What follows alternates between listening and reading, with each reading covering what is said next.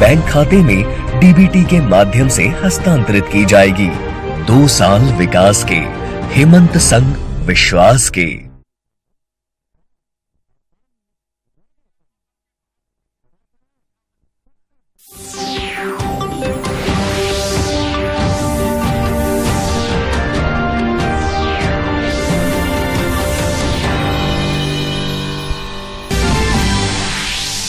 प्रधानमंत्री नरेंद्र मोदी ने पीएम गति शक्ति पर आयोजित वेबिनार को किया संबोधित। कहा, इससे देश के संसाधनों का भी हो सकेगा अधिकतम इस्तेमाल।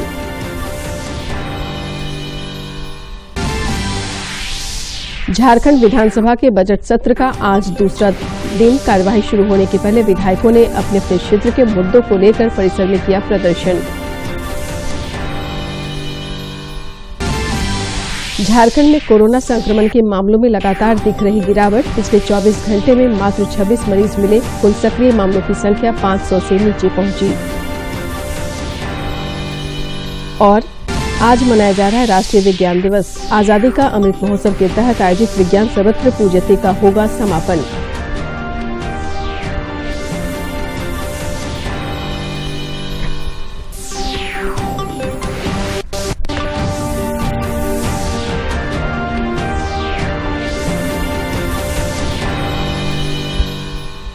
नमस्कार, खबरें झारखंड में आपका स्वागत है। मैं हूं शीला और समाचारों में आगे बढ़ने से पहले ये जरूरी संदेश।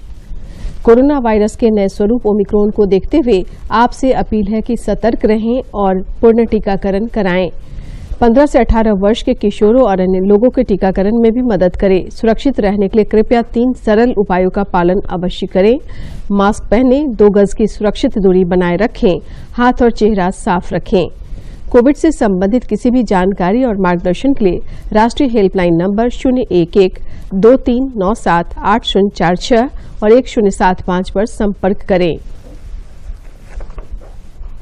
और अब समाचार विस्तार से।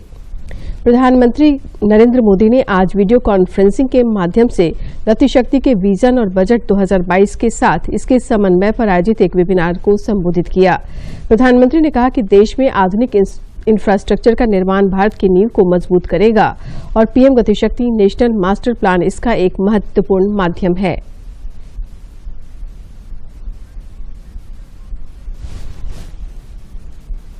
नेचुरल डिजास्टर्स, उसमें मानव हानि से भी ज्यादा लंबे असर तक प्रभाव करने वाला इंफ्रास्ट्रक्चर का विनाश हो जाता है। ब्रिज खत्म हो जाते हैं, 20-20 साल लग जाते हैं फिर बनाने में। और इसलिए डिजास्टर रेजिलियंस इंफ्रास्ट्रक्चर ये आज बहुत आवश्यक हो गया है। तो जब तक टेक्नोलॉजी नहीं होगी हम उस दिशा में काम नहीं कर पाएंगे और इसलिए हम उसको भी आगे लाएं। लॉजिस्टिक सेक्टर में कार्यरत कंपनियों के पास वर्ल्ड क्लास नॉलेज एवं टूल्स है। उनका प्रयोग करते हुए देश में उपलब्ध डेटा को बेहतर इस्तेमाल हमें सुनिश्चित करना है।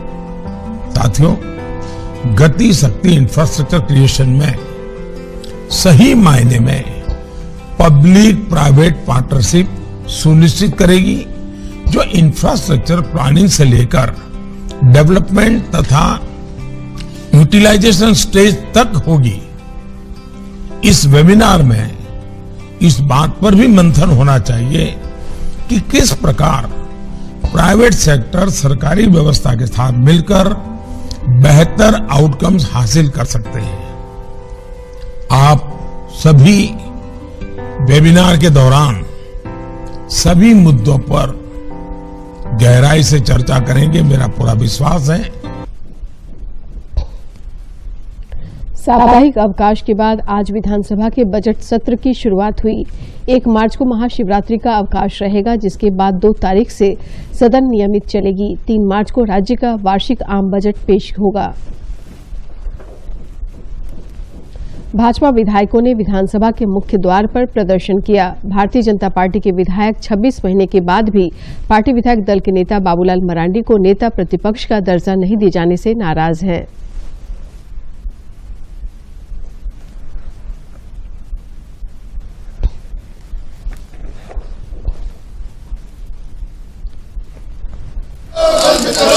की हत्या बंद करो, बंद करो, बंद करो। हेमंत सरकार होश में आओ, होश में आओ, होश में आओ। हेमंत सरकार होश में आओ, होश में आओ। तानाशाही नहीं चलेगी।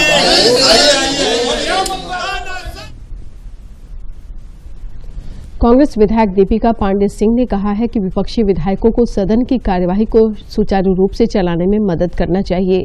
आज विधानसभा में मुख्यमंत्री प्रश्नोत्तर काल भी है और यदि सदन सुचारू चलता है तो कई जन समस्याओं का समाधान निकाला जा सकता है। विपक्ष सही से काम करना चाहती है और अपने सवालों का सही में जवाब चाहती है और जनता के प्रति अगर ये जरा भी जवाबदेह हैं तो इन्हें सदन चलने देना चाहिए। सोमवार का दिन है, मुख्यमंत्री प्रश्नकाल है।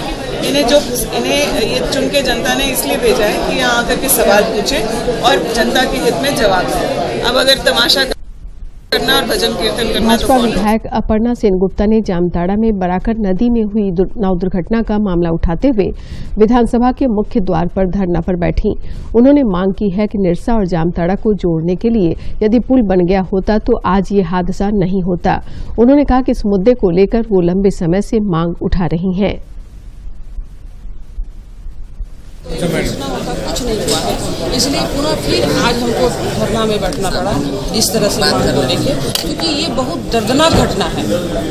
ये बाराबंदिया पुल नहीं बनने से आज जो घटना घटी ये बहुत दर्दनाक घटना है। आज तक का रिपोर्ट 10-12 की लाश निकली वहाँ से और सबसे दुखद बात एक मासूम बच्चा लोग का भी लाश निकल रहा है। तो इसमें सरकार गंभीर होना चाहिए और क्योंकि ये जनहित का मामला है, जनता के लिए ये पुल बनना चाहिए और ये पुल कोयलांचल संथाल परगना को जोड़ने का सिर्फ मेरा विधानसभा का बात नहीं हम बोल रहे हैं।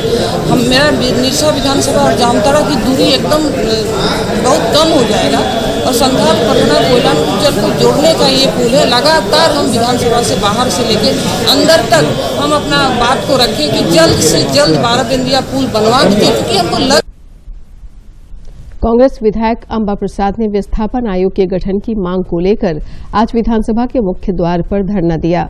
उन्होंने कहा कि सरकार की ओर से पिछले दिनों आश्वासन दिया गया था, लेकिन अब तक विस्थापन आयोग का गठन नहीं होने से विभिन्न परियोजनाओं से विस्थापित होने वाले लोगों को कई मुश्किलों का सामना करना पड़ रहा है।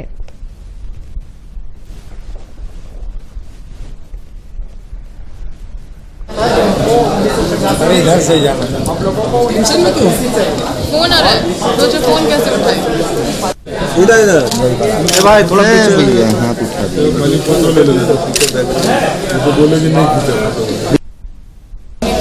कमेटी का गठन करेंगे ओबीसी आरक्षण क्योंकि पिछड़ा वर्ग आयोग ने 50% का आरक्षण का अनुशंसा किया था, तो हम चाहते हैं कि उस ओर हमारी सरकार आगे जल्दी से बढ़े। और विस्थापन आयोग का गठन का मांग इसलिए कर रहे हैं क्योंकि मेरे क्षेत्र में कंपनी दलालों के माध्यम से ज़मीन लूटती जा रही है और रैयतों को ठगा जा रहा है, रैयतों को पैसा नहीं दिया जा रहा। आज प्रभात खबर में भी आपने पढ़ा होगा कि जीएम लैंड का पैसा मतलब। रांची में भाजपा प्रदेश अध्यक्ष दीपक प्रकाश की अध्यक्षता में विधायक दल के सदस्यों और सांसदों की कल बैठक हुई। बैठक में केंद्रीय मंत्री अर्जुन मुंडा समेत प्रदेश स्तर के सभी शीर्ष नेताओं ने शिरकत की।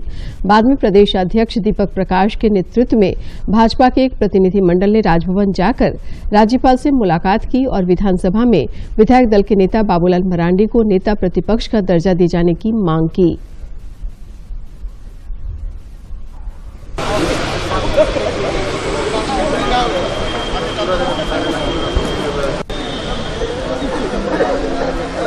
अलग अलग लीजिए, आगे मत बढ़िए, पीछे ही की तरफ रहिए।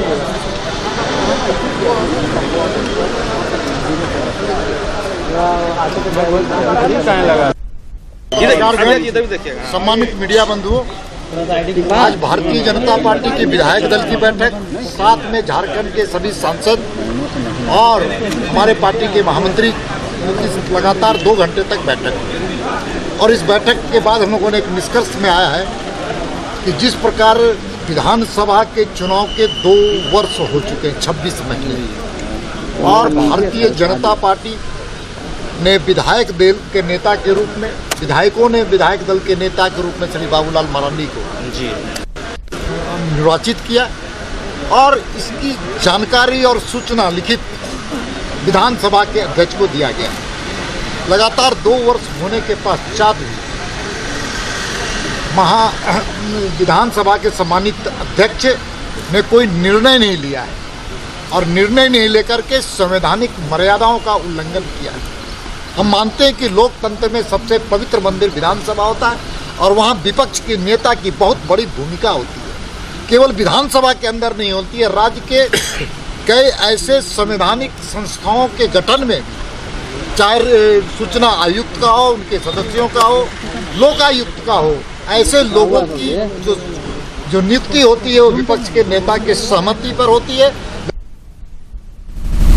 प्रधानमंत्री नरेंद्र मोदी ने यूक्रेन मुद्दे पर एक उच्चस्तरीय बैठक की अध्यक्षता की।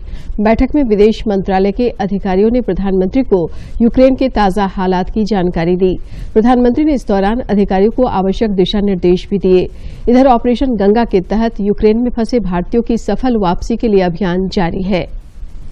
युद्धग्रस्त देश यूक्रेन में साहिबगंज के 4 छात्र फंसे हैं, जिसकी सकुशल स्वदेश वापसी को लेकर परिजन गुहार लगा रहे हैं।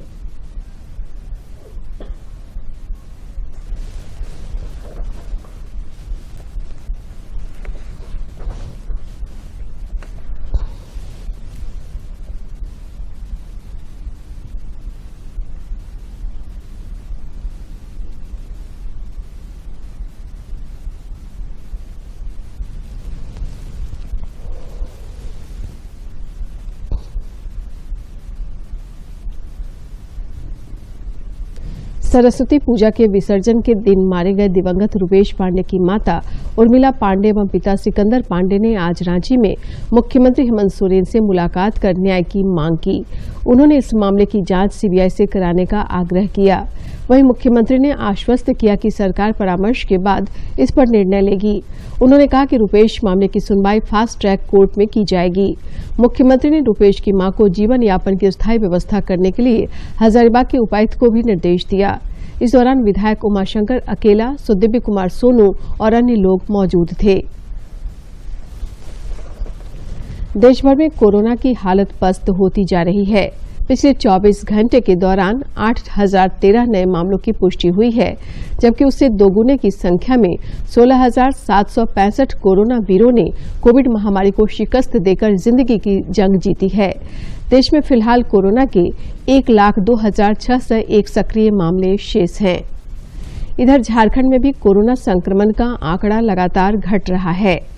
राज्य में पिछले 24 घंटे के अंदर 26 नए कोरोना संक्रमितों की पहचान हुई है। कई जिलों में एक भी मामला सामने नहीं आया है।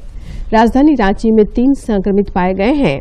इस बीच राज्य में सक्रिय मामलों की संख्या 500 से नीचे पहुंचकर 481 हो गई है। अब तक आंकड़ों की बात करें तो झारखंड में कुल 4,34,363 संक्रमित हुए थे, जिनमें से 4,28,567 व्यक्ति स्वस्थ हुए और अब तक 5,315 लोगों की इससे मौत हुई है। खतरनाक कोरोना वायरस के जोखिम को कम करने के लिए टीकाकरण अभियान भी अनवरत जारी है और अब तक देश भर में 1,77,44,08,000 से अधिक कोरोना रोधी टीके लगाए गए हैं।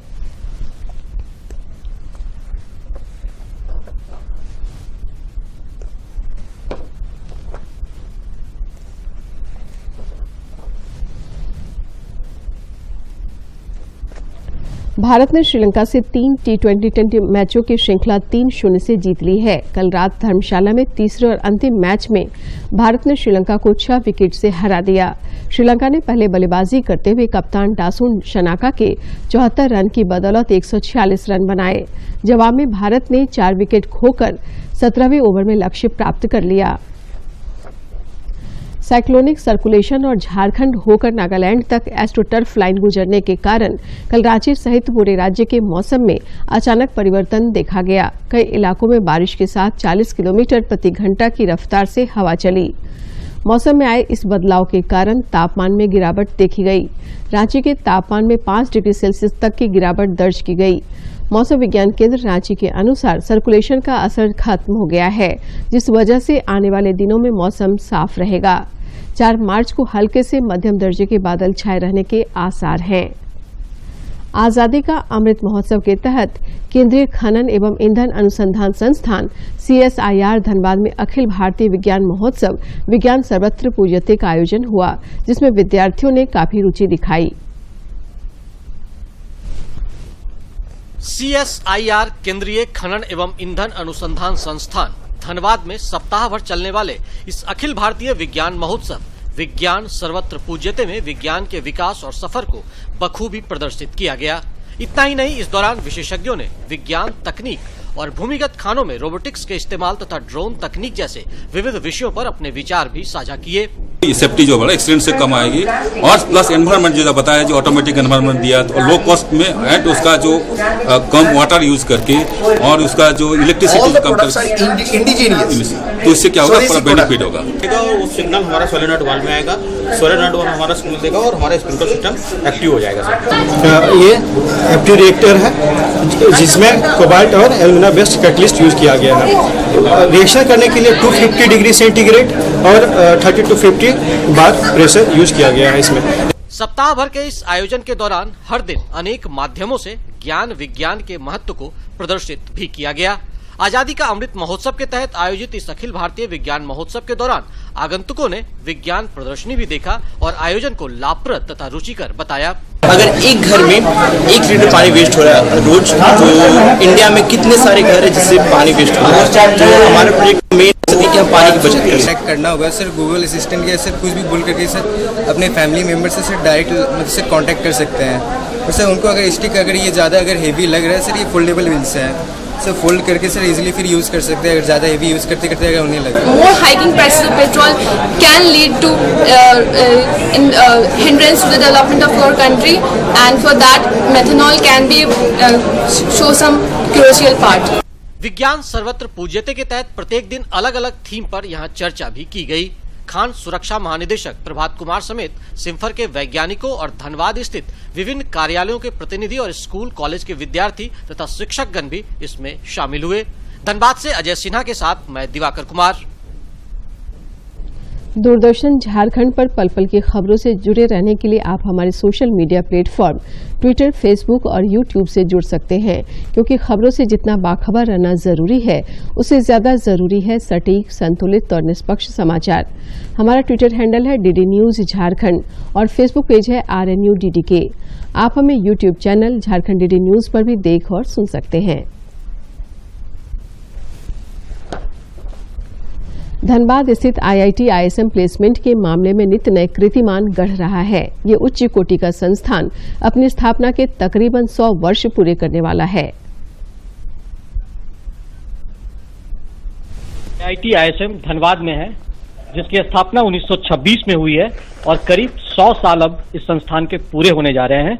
और इस साल भी इस संस्थान ने प्लेसमेंट में नए रिकॉर्ड बनाए हैं। हमारे साथ देवजानी मित्रा जी हैं जो प्रोफेसर हैं, उनसे जानते हैं कि ये जो प्लेसमेंट की पूरी प्रक्रिया होती है वो किस तरीके से 2 ही दिन में निपटाया जाता है। एक्चुअली ये हमारे पूरी देश में ये होता है, सारे IITs का वो December 1 और December 2 जो है ये Day 0 Day 1 कहलाता है। वो 30 नवंबर की रात को ये शुरू होती है और इसकी तैयारियां लेकिन कम से कम 1-2 महीने पहले शुरू हो जाती है। कंपनी सारे पहले का जो शॉर्ट लिस्टिंग क्राइटेरिया वगैरह करके वो अपने शॉर्ट लिस्टिंग कर देते हैं और फाइनल राउंड ऑफ इंटरव्यू जो है वो मिडनाइट से शुरू होता है, रात 12 बजे।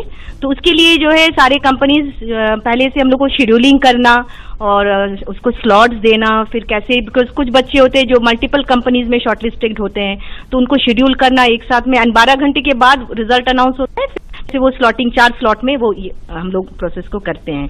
तो उसमें वो थोड़ा सा हमारा वो इस बार जो है हमारा।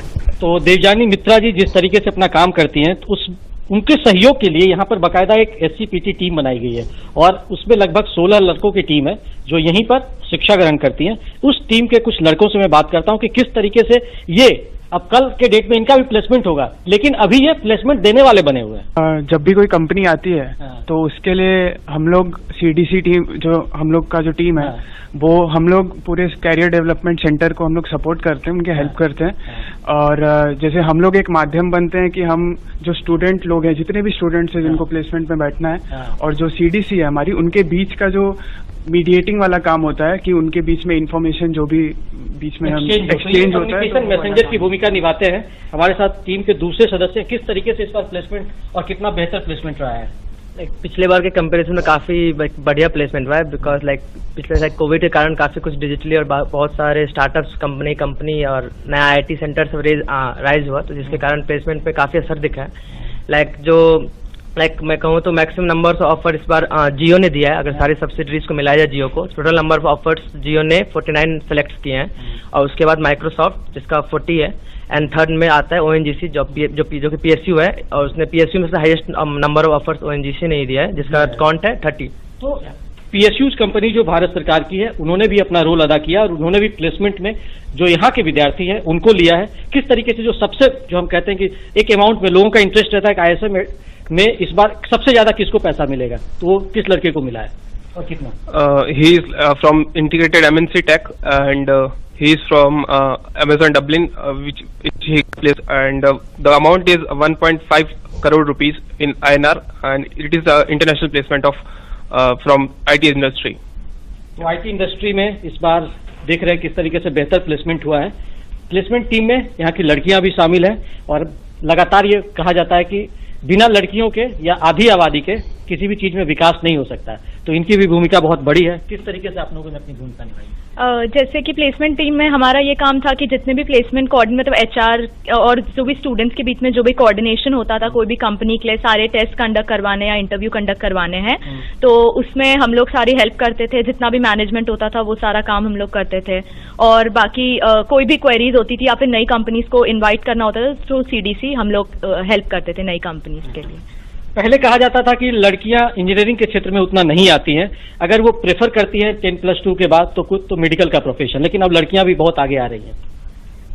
हाँ जी, मतलब ये तो हर जगह देख ही रहे हैं कि हर एक फील्ड में, और चाहे वो इंजीनियरिंग हो, मेडिकल हो या फिर कोई स्पोर्ट्स भी हो, उसमें लड़कियां आगे से आगे आ रही हैं और अच्छा ही आउट परफॉर्म करती हैं हर बार। तो इस बार भी मतलब हर जगह हम देखते हैं कि माइनिंग ब्रांच में भी और भी ब्रांचेस में प्लेसमेंट्स उन्होंने बेहतर से बेहतर लिए हैं, चाहे वो कोर सेक्टर हो चाहे वो आईटी सेक्टर हो। चाहे वो कोर सेक्टर हो या आईटी सेक्टर हो। कुछ दिन पहले आप लोगों को हमने एक चीज और दिखाया था कि लड़कियां जो है वो ओपन माइंड्स हो चाहे अंडरग्राउंड माइंड्स हो, दोनों जगह पर वो इंजीनियर के रूप में काम कर रही है, और कुछ दिनों पहले आपको हमने रजरप्पा माइंड्स में वो झलक दिखाई थी। किस तरीके से इस बार जो है इंटरनेशनल प्लेयर्स ने यहाँ के लोगों को ज्यादा मौका दिया है? देखिए, आईएसएम की पहुंच अब इंटरनेशनल कंपनीज तक भी पहुंच गई है। यहाँ के स्टूडेंट्स का स्किल सेट इंटरनेशनल कंपनीज को भी काफ़ी ज़्यादा पसंद आ रहा है, और उसको देखते हुए हमारे पास इस बार 20+ इंटरनेशनल ऑफर्स गए हैं, जिसमें यहाँ तक कि सिर्फ जापानीज कंपनीज ही नहीं, हमारे पास हमारे विद्यार्थी सिंगापुर और मेक्सिको तक ऑफर्स लेके गए हैं, और आशा करते हैं कि आगे वाले समय में और ज़्यादा ऑफर्स हमें आईएसएम को प्रदान किया जाएगा ग्लोबली। ये लोग भी कहते हैं कि कतार में है अभी, लेकिन अभी इनका समय बचा हुआ है, लेकिन लगातार ये लोग अपनी भूमिका निभा रहे हैं। किस तरीके से आप लोगों ने अपनी भूमिका निभाई इस बार? जी, जैसा हमारे टीम के बाकी सदस्यों ने बताया कि हमें कंपनीज के एचआर और उनके स्टूडेंट्स के बीच का मीडिएटर बनना पड़ता है। तो चाहे किसी स्टूडेंट को अगर ऑनलाइन टेस्ट का लिंक ना आया हो, या फिर किसी स्टूडेंट के पास कोई प्री प्लेसमेंट टॉक की लिंक ना आई हो, तो ये सारी चीजें हम हैंडल करते हैं। हम कंपनीज के एचआर को बताते हैं कि हाँ, स्टूडेंट्स को ये दिक्कतें हो रही है। साथ ही साथ अगर हमें सीडीसी ऑफिस से भी बात करनी पड़ती है कि हाँ, ऑफिस और एचआर के बीच में भी अगर कोई दिक्कत का विषय आ जाए, तो हम उसमें भी हेल्प करते हैं कि लाइक सारे के सारे रिजल्ट एकदम टाइम पर आ जाए। जैसे मैम ने बोला कि 12 घंटे के अंदर रिजल्ट आ जाना चाहिए, तो इस चीज को लेकर हम एचआर से अपडेट लेते रहते हैं कि रिजल्ट कहाँ तक पहुंचा, मतलब किस हद तक फाइनलाइज हो गया है, और टाइम पे रिजल्ट पहुंचाना ये भी हमारा काम है। तो टाइम पे रिजल्ट भी पहुंचाना इनका काम है। और किस तरीके से आईएसएम एक बहुत बड़ा ब्रांड है, हमारे साथ पीआर की डीन है, किस तरीके से इस ब्रांड का भी फायदा होता है प्लेसमेंट में? बिल्कुल, ब्रांड का भी फायदा होता है, और हमारी कोशिश यही रहती है कि जो भी न्यूज इंस्टीट्यूट के एंड पे है वो हम उसको तुरंत सोशल मीडिया पे प्रोजेक्ट करें, और हम सोशल मीडिया चैंपियंस जो एमएचआरडी का जो ग्रुप है उसमें भी हम इन्वॉल्व हैं। तो जितनी भी न्यूज यहाँ की जो होती है वो हम कोशिश करते हैं कि उन तक भी पहुंचाएं हम। तो publicity really definitely makes a difference here. हम बात कर रहे थे पूरी टीम से जो प्लेसमेंट के साथ साथ पीआर में भी लगी हुई है, और आईएसएम धनबाद ने इस बार फिर एक नया रिकॉर्ड कायम किया है। अपने सहयोगी अजय के साथ मैं दिवाकर कुमार, दूरदर्शन समाचार। और अब कुछ खबर राज्य के विभिन्न जिलों से।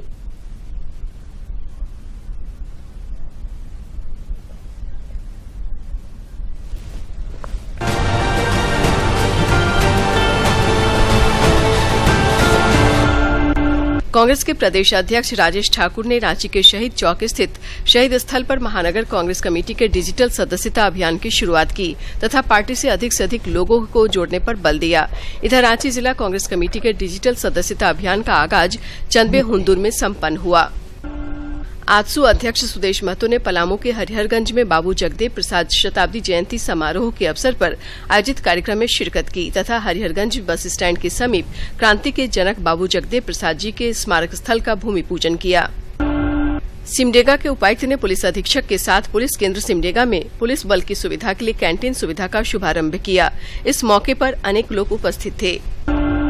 सरायकेला खरसावां उपायुक्त ने सदर अस्पताल सरायकेला में स्वास्थ्य सुविधाओं को सुदृढ़ करने तथा लोगों को बेहतर स्वास्थ्य सुविधा सुनिश्चित करने के उद्देश्य से आईसीयू वार्ड, ओपीडी समेत अन्य वार्ड का निरीक्षण किया और आवश्यक दिशा निर्देश दिए। पलामू में हथियार की तस्करी रोकने को लेकर चलाए जा रहे अभियान के क्रम में मेदिनीनगर पुलिस को बड़ी सफलता मिली है। जिला मुख्यालय पुलिस ने कार्रवाई कर 2 हथियार तस्कर को गिरफ्तार किया है, जिनके पास से एक लोडेड सिक्सर बरामद किया गया है। सरायकेला खरसावां जिले में कोविड-19 पर अंकुश लगता दिख रहा है। जिले में 963 सैंपल टेस्ट में एक भी संक्रमित मरीज नहीं मिला, जबकि पूर्व के संक्रमित मरीजों में से एक ने कोरोना से जंग जीत ली। जिले में अब 17 एक्टिव मामले शेष हैं। पोलियो उन्मूलन के लिए 3 दिवसीय अभियान के तहत आज भी 5 वर्ष तक के बच्चों को पल्स पोलियो रोधी दवा पिलाई जा रही है। दुमका में अभियान के तहत 5 वर्ष तक के कुल 2,25,558 रांची एसएसपी सुरेंद्र झा को मिली गुप्त सूचना के आधार पर बुंडू डीएसपी अजय कुमार के नेतृत्व में गठित टीम ने रंगदारी मांगने आए कुख्यात शातिर अपराधी को हथियार के साथ गिरफ्तार किया है। इस अपराधी को पुलिस को तलाश थी तथा उसके खिलाफ लूट, रंगदारी और हथियार रखने के 3 मामले दर्ज हैं। लातेहार में 3 दिवसीय विशेष पल्स पोलियो अभियान के क्रम में 5 साल तक के बच्चों को पोलियो की खुराक पिलाई जा रही है। जिले के उपायुक्त ने अभिभावकों से बच्चों को पोलियो की खुराक अवश्य पिलाने की अपील की। उन्होंने बताया कि इस 3 दिवसीय अभियान में जिले के 1,20,708 बच्चों को पोलियो की खुराक पिलाई जाएगी। कोरोना के जोखिम को कम करने के लिए रांची में टीका अभियान अनवरत जारी है। आज भी निर्धारित केंद्रों पर वैक्सीन लगवाने की व्यवस्था की गई है, जिसकी सूची रांची उपायुक्त ने साझा की है।